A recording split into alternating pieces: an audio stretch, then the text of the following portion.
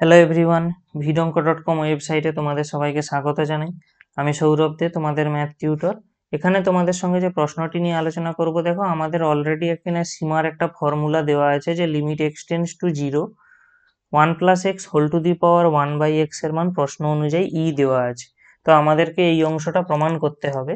তো যেটা প্রমাণ করতে হবে, আমি তার বাম পক্ষটা লিখে নিচ্ছি, limit x tends to 0 1 plus a x whole to the power 2/x। এটা আমাদের প্রশ্ন অনুযায়ী দেওয়া আছে। তো দেখো, আমরা এখান থেকে কি পাবো, equal to limit x tends to 0, যেহেতু আমাদেরকে এই ফর্মে আনতে হবে, আমাদের ব্র্যাকেটের মধ্যে কত আছে 1 প্লাস এক্স, তার মানে এই যে ঘাতে 1/x টাইপের ফর্ম আনতে হবে। তো সেটার জন্য কি হচ্ছে, দেখো লিমিট 1 প্লাস এক্স তো যেমন আছে থাকলো, এখানে আমরা কি করছি না 1/ax লিখে দিচ্ছি।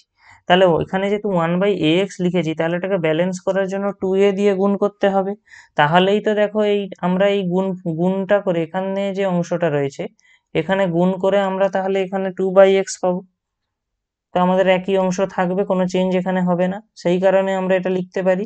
তাহলে লিমিট এক্স টেন্ডস টু 0, আমরা এরপরে সূচকের ধর্ম কাজে লাগিয়ে এখানে যেমন 1/ax আছে থাকলো, এটা whole to the power 2a লিখে দিলাম।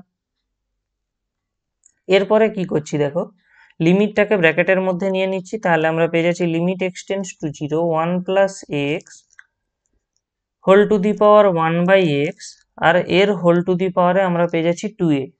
এবারে আমরা কি করছি, এখানে ধরে নিচ্ছি y এর মান হলো ax।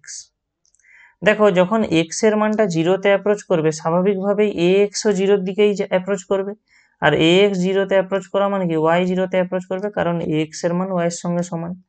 তাহলে দেখো আমরা এখানে লিমিটটা চেঞ্জ করে নিলে কি পাবো, limit y tends to 0 1 plus y whole to the power 1/y, এর হোল টু দি পাওয়ারে ছিল 2a।